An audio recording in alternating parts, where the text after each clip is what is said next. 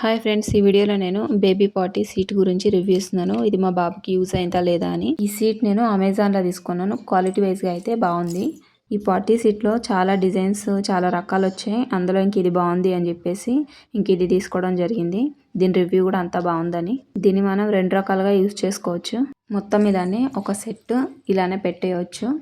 ఇంకో రకంగా మనము వాష్రూమ్లో ఉండే సీట్ పైన ఈ పైన ఉండే ఎల్లో కలర్ సీటు పెట్టొచ్చు అనమాట. అలా కూడా పిల్లలకి అలవాటు చేయొచ్చు.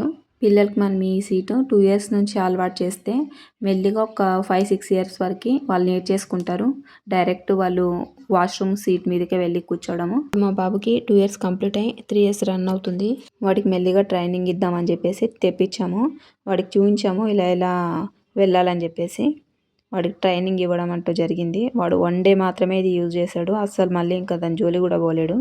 అసలు దాని మీద కూర్చోడానికి ఎలానో ఫీల్ అవుతున్నాడు.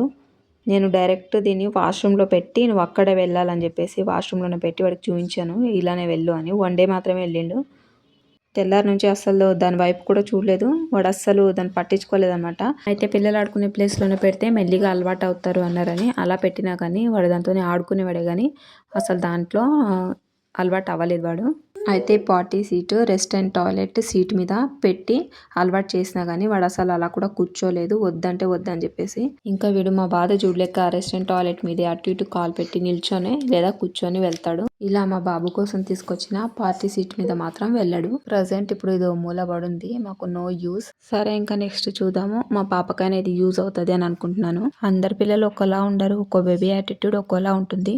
మనం కూడా మొండిగా ఇలాగే ఉండాలి, ఇలాగే చేయాలి అనుకుంటా ఫ్రీగా వదిలేస్తే బాగుంటుంది. వాళ్ళే కరెక్ట్ పద్ధతిలో వెళ్ళి నేర్చుకుంటారు ఏదైనా సరే. ఇంకా మా బాబు మొత్తానికి డైపర్లో వెళ్ళడం మానేసి డైరెక్ట్ వాష్రూమ్కే వెళ్ళిపోతాడు.